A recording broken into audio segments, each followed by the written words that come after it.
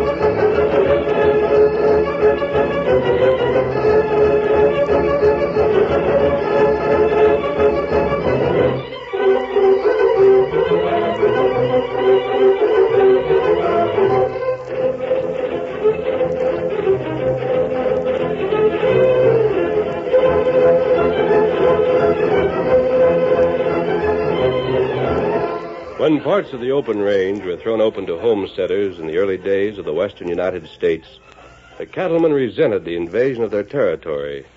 There were bitter disputes over boundaries and water rights, and the bad feeling between the two factions might have flared into open warfare if it had not been for the masked rider of the plains. No one could equal his strength and courage, his daring and resourcefulness, and it was his vision of the future that united the farmers and the ranchers in a common cause. It was he, more than any other man, who finally made possible the winning of the West. Return with us now to those thrilling days of yesteryear. From out of the past come the thundering hoofbeats of the great horse Silver. The Lone Ranger rides again. Come on, Silver! We're heading for Hopeville. There's going to be trouble. Hi-yo, Silver, away!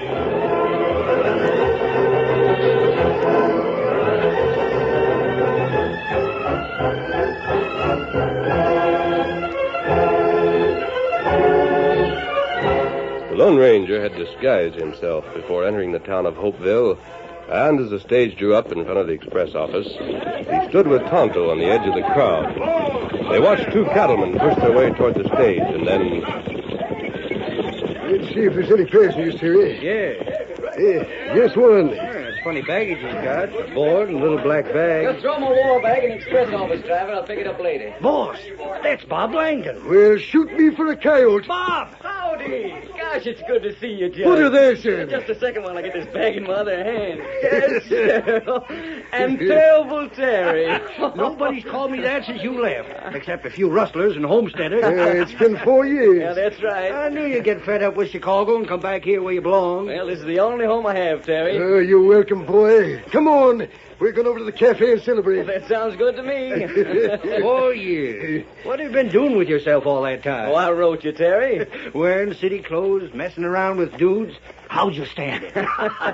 Well, I admit that it was pretty tough at first, but I got used to it. Albert Hopeville looks mighty small. Well, it's bigger than when I left it. Plenty. There's one thing that hasn't changed, though. You still got a job waiting for you on the old Flying W. Thanks, Judge. I told you when you left you'd always have one. Now, wait a minute. Yeah. I wrote you hombres, but I don't think you ever learned to read. Just middling fair. I told you I was going to school, and I was studying to be a doctor. That sure was a good one. We got the joke, all right. A buckaroo like Bob learning to be a sawbones. It wasn't any joke. I've graduated now, and I've come back home to practice. This town needs a good doctor. Doc Miller ain't so bad. He's a vet. Well, what are you talking about? What kind of a doctor did you study to be? Hey, look inside this bag. You see those instruments? Do they look as if they were made to treat cattle with? Oh, I don't know. Son, do you mean you figured to doctor humans? Yes, Judd. And here's my shingle. Robert Langdon, M.D. We gotta call you doctor without laughing. Well, I don't care whether you laugh or not, but that's what I am. You're a top hand, Bob. There ain't a better cowboy ever set a horse in the state of Texas. We got a lot of friends around here, but just because we're friends, that don't mean we're going to take any chances with our health. I'll give you a job, but I'll be dogged if I swallow one of your pills. You can't judge me by what I was when I left here. I've worked. I've studied. I'm a good doctor, and I'm going to prove it. Not on me, cowboy. Better give up the idea. If Terry and I feel like we do, all your friends are going to feel the same. You'll starve to death. I can wait for patience. There must be a lot of people that don't remember me as a cowhand. Homesteaders. Bob, come on back to the Flying W. No, Terry. Albert, we're not going to argue about it. If everybody was as healthy as you two, every doctor would starve to death. And I'm only hoping you never need me. Now, come on. Hey, did I hear you right, mister? Are you a real doctor? On your way, Perkins. My wife's sick. Will you come out and see her? Doc Miller says he can't do anything for her. She needs doctoring bad. Get out of here. Let him alone, Judge. He's a homesteader. You can't be seen talking to him. You want people to get the wrong ideas about you? No, Judd. I sure don't want him to think I got anything against homesteaders. What's that? Nothing against him. I'm ready to help anyone that needs me. Now, what's your name and where do you live? I'm Lige Perkins. My ranch is about 2 miles outside town. His ranch. I'll get myself a horse at the livery and ride out with you. When, Doc? Right now. You can't do it, Bob. Ain't Judd told you? He's a farmer. He's a homesteader. There's going to be trouble around here soon. You don't want to be on the wrong side. Try to understand this, Judd.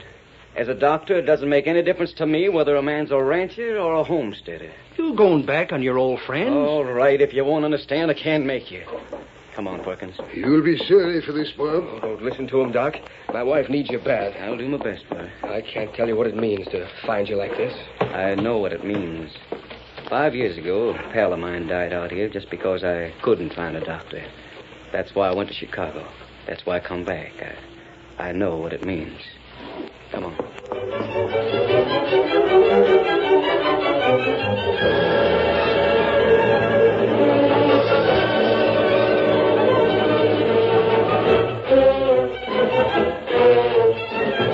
The doctor found Mrs. Perkins in a serious condition, and he paid her many more visits before she was able to leave her bed. At last, however, he was able to pronounce his first patient completely cured. And that morning... There's nothing more I can do for you, Mrs. Perkins. I know it, Doctor. I never felt better in my life. We're both mighty grateful. Oh, we can't tell you how much in words. It's been a blessing to every homestead family in the valley you're coming here. Well, that little Jones baby would have died for sure. And Mamie Cartwright, she's been ailing for months. I tell you, we've been here most a year now, but the valley's never seemed like home before. We just never felt safe. It's different now, and it's you that's made it that way, Doctor. Yeah. What are you scowling about, Lige? Talking about being safe. Oh, don't you start on the cattlemen. I'm not. It's just in your nature to worry about something. Why don't you think how well the crops are doing instead? They won't do us much good if we don't get them harvested. Oh, what's going to stop us? Well... Oh, you got to remember the doctor here was a cattleman once himself. And that proves they can't be as bad as you think they are. I swear to goodness, Doctor, the way Lige talks, you'd think the ranchers were fixing to run us off our land. Maybe they are. Oh, nonsense. We got deeds from the government, haven't we? You haven't seen any troops around here, have you? What do we want with troops? That's the only way the government can protect you. Doc, you get around a lot. Have you seen anything of a masked man and an Indian in the valley? Masked man on a white horse? Yeah. I've seen him once or twice, not very close. Could Walton or some of the other ranchers be hiring outlaws? Oh, I can't believe that Judd would do a thing like that. I used to work for him. That was before we come here. The masked man's got some reason for being in the valley. Lige, you can understand why the cattlemen don't like the idea of homesteaders. It means the end of open range. But at the same time, they still have plenty for their herds. They have plenty of water. They may talk a lot, but they won't do anything. I hope you're right. There's just a feeling in my bones that give him a tonic, Doctor. That's what he needs. Who's that? Yeah, somebody just reined up outside. The masked man. And the Indian. Lige, Jed Walton and his men are breaking down your north fence. They're getting ready to drive a herd into your corn. Huh? You'd better come with me right away. Hurry up, Lige. It may be a trick, Doc. This is the outlaw. I'm not an outlaw, but there's no time to argue. He's right. Come on. Just a second while I get my rifle. Be careful, Lige. Don't stop to saddle a horse. You can ride with me. I'm ready. I hope that you'll come too, Doctor. I mean to. Oh, Lige, be careful. If it comes to shooting, let him have the Not right. me. Get up. Yep. All right, Tonto. I'll lead the way, Doctor. Come on, Silver. Get on. Silver, away!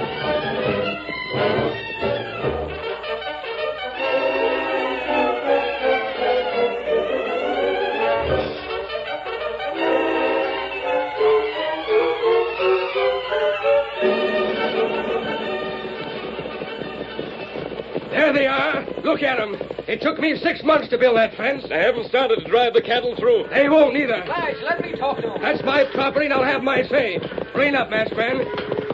All right, you mavericks. Get away from that fence.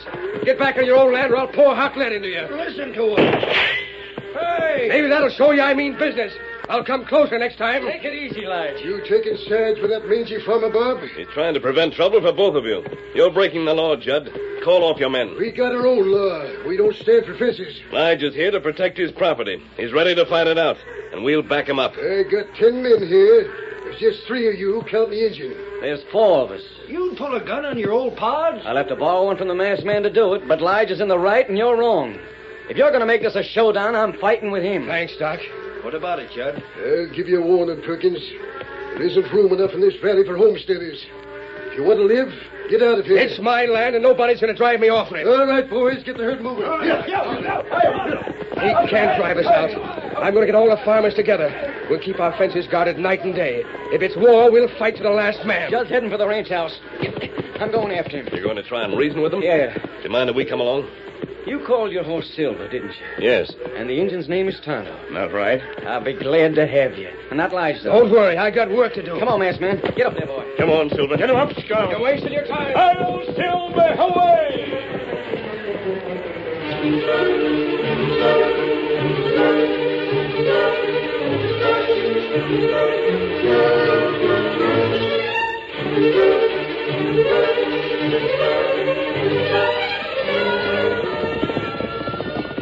You're afraid this means a range war, aren't you, masked man? It looks that way.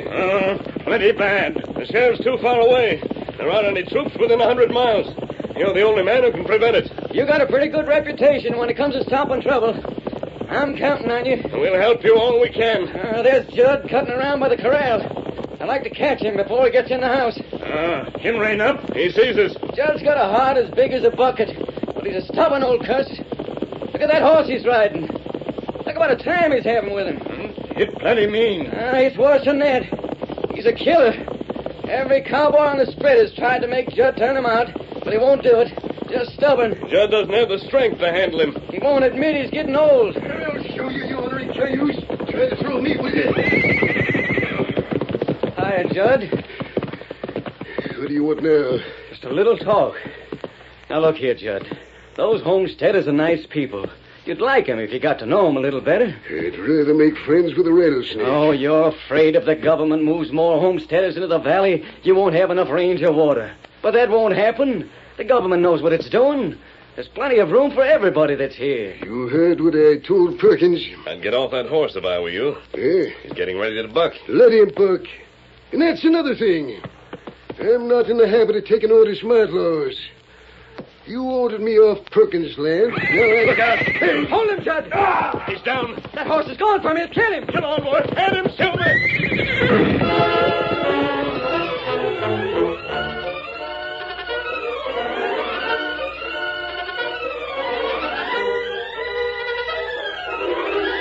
The curtain falls on the first act of our Lone Ranger story.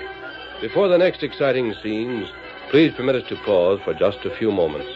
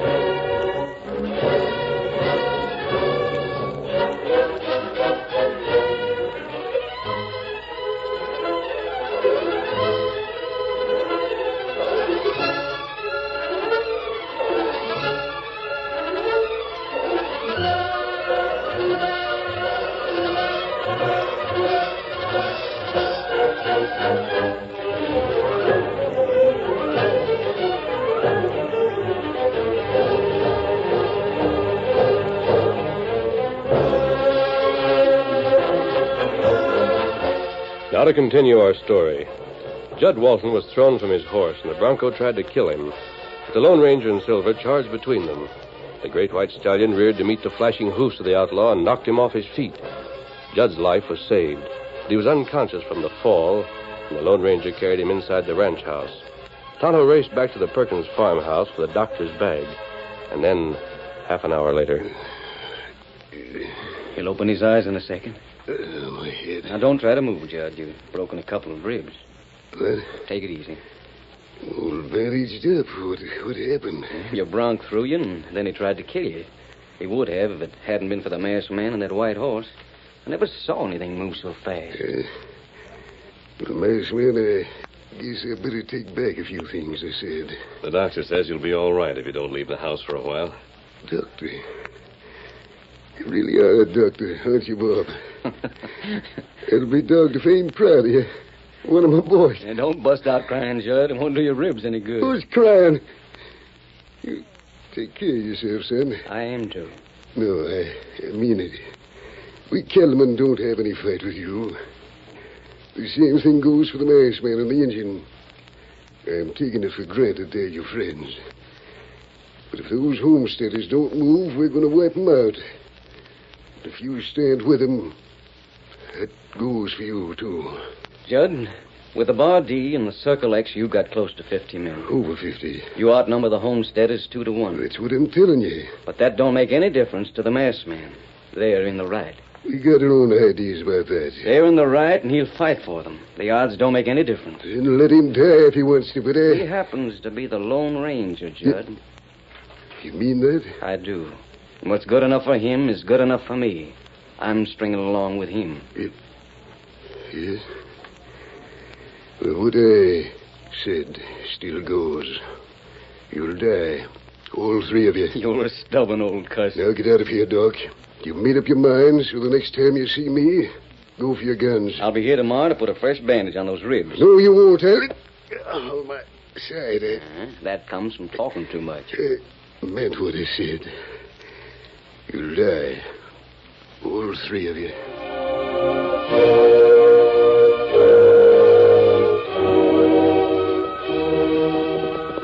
Oh, I'm stumped, mister. How long will he be laid up? They won't be able to keep him out of the saddle for more than a week. A week. Judd's the leader of the ranchers. They won't do anything until he's better. You got plan? The way Judd talked to the doctor gave me an idea. He'd hate to see you hurt, Bob. Yeah, I know. All the cattlemen feel the same way about you. And as for the homesteaders, every one of them appreciates what you've done since you've been here. What's your idea? Tonto and I are going to leave the valley for a few days. We'll need the help of an old friend. Anything I can do? Just one thing. Go on about your business as you have been, and don't buy any guns yet. I've been figuring on a little practice. Don't buy any guns until Tonto and I get back. Anything you say, mister. You'll hear from us on the day Judd Walton is well enough to ride. Come on, Silver. Get him up, Scott. I'll Silver, away!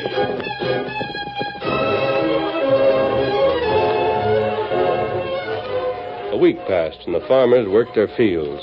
The cowboys rode herd, but both homesteaders and cattlemen knew the truce was only temporary. The war would start when Judd Walton rode again. One morning, the day began with the ominous sound of Indian war cries floating down from the hills. At noon, Judd called his men together and... Shut up, boys, and listen close. None of you and Billings will have the men here at 3 o'clock. We'll get going right away. Get all the bullets you need. Make sure you're ready. Where are we heading first, boss? I've got word that as soon as they know we mean to attack, all the farmers are going to get together at Perkins' place. He'll send his wife away, and that'll suit us fine. We're not going after women and children. But there won't be a man alive tonight unless they throw down their guns and agree to our terms. What about Bob? He'll take his chances with the rest of them. Get ready. At that moment, Lige Perkins stood on the porch of his home, a 6-gun in his hand. Is that the signal? Yep. It'll be here in less than an hour. I'll saddle Bessie for you, and you can ride over to the Cartwrights. No. You got it? I won't. This is my home. Nobody's going to make me leave it. It's my fight as much as yours. You can't stay here. We've fought together before. Some of you are sure to get wounded, and I can help that way. I can Hey. What? A chance to keep the doc out of it. Tell him he's needed in here with you so we can have some place to bring the men who are hit. I've been trying to think of something. We'll meet him at the line. You'll be safe in the house, and so will Doc.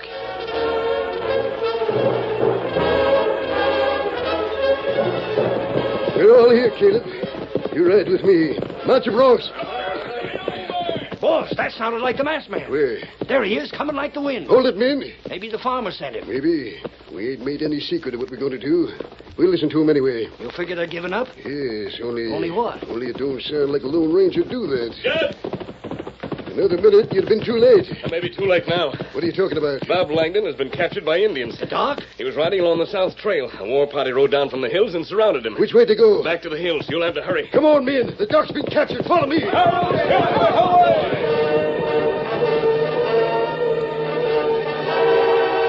And at the Perkins farmhouse, You sure, Tonto? Injun kept Doc. If those ranchers Oh, weren't... what difference does that make? Let them tear down our fences and burn up our crops if they want to. The doc's our friend. You gotta save him. You're right. Are you with me, men? And come on. Come on, all of you.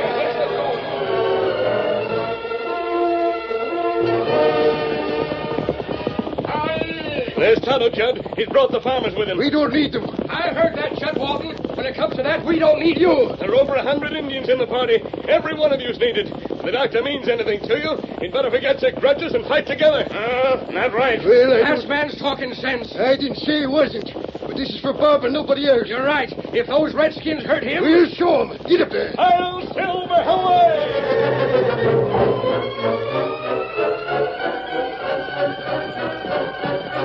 with the Lone Ranger and Tonto in the lead, the ranchers and the farmers raced for the hills. Just as the trail began to climb, Tonto raised his arm to signal to rein up. What's the matter, Tonto? You lost the trail. You listen. Injured. They're behind us. They circled down through the canyon. Now they're heading back across the valley. You can see them. Judd, Hey, they're heading straight for your ranch. must make you feel mighty happy. Nothing of the sort. I hate you like poison, but I hate them worse. They burn your ranch, I'll chase them from here to California. You're a local hayseed. Get your bucks around, men. Back trail. They're heading east. Then I'll chase them into the Mississippi. Come on,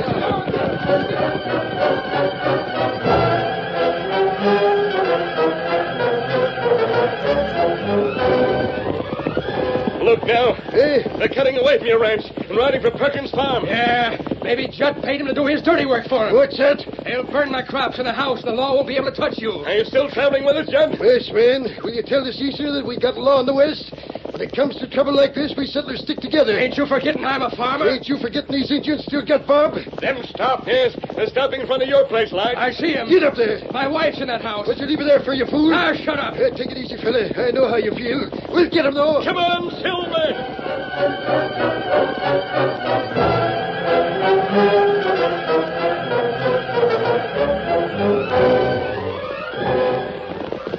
They've gone on. Here, we gotta stop and see about Perkins' wife. Of course. He didn't stay long, lads. She's all right. Ho, ho, ho, boy. Mary! Mary! Coming, masked man. Right with you. Mary! Hello, Lige. Well, boys, did you have a nice ride? What a nice ride. She's all right. Come on. We can't forget the dogs. Wait a minute, Mr. Walton. If you're looking for Dr. Langdon, he's in the other room. We gotta get... Huh? Somebody asking for me? What? Doc. Didn't the Indians have you after all? Yeah, they captured me, but they decided to leave me here before they started for home. Come on, lads. We're not going to let them get away with raiding this valley. I'm with you. Wait a minute, Judge. You too, Lige. Those Indians are friends of the Lone Ranger. I don't think he'd like it if you chased them anymore. What? What's that? What's going on here? Those are Chief Thundercloud's men. Thundercloud don't live around here. They was painted like Apache. I know, but that was part of my plan. Plan. I don't get it. What's this? Gather around, boys, and hear the story. I think they'd like you to explain, Masked I Man. got a question that'll start him out. Where have you been ever since that day you saved my life? Tonto and I rode to Thundercloud's village. The chief and 100 braves came back with us. We've been camped in the hills for the last 2 nights. Yeah? This morning, Tonto brought us word that you were well enough to ride. We knew what that meant, just as all the rest of you did. Gosh, I'd most forgotten what... We knew the signal Lige had arranged, so when he fired the 3 shots, the doctor took a ride along the South Trail. The Indians captured him, and Tonto and I brought you the news. Is that clear? Yeah, it's clear, but... What was the idea? I ain't so fond of riding that I like to go chasing 10 or 15 miles just for the fun of it. If we hadn't brought that message just when we did, half of you would be dead now. That's true, Judd, and you know it is. So it was just a trick to stop us. It was a trick to bring you to your senses.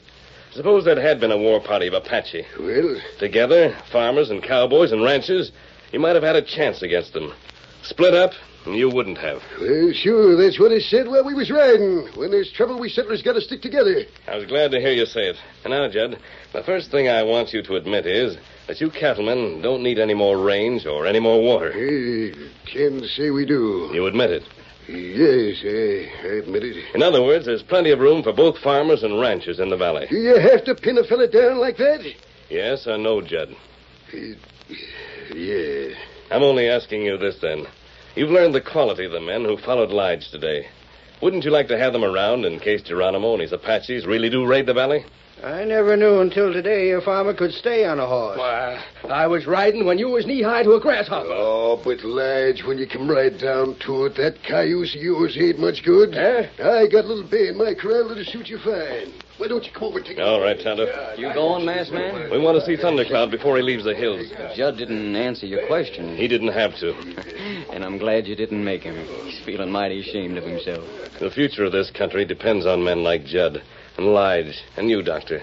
But you must learn to work together. Yeah. United we stand. And we'll never fall. Adios. Adios. And here's old Dr. Buckaroo himself. You ought to be ashamed of yourself, Doc, riding around with a pack of Indians in war paint. But just to show you there ain't any hard feelings, I'm going to buy some of your pills. Yep, I'm going to spend my whole salary on pills. Land sakes, these cattlemen are human, Doctor. I'm finding out the same thing about farmers, ma'am. And where's that mash man? I got to It's tell too you. late for that, Terry. Gone? We don't need him anymore. He's heading for some place where they do.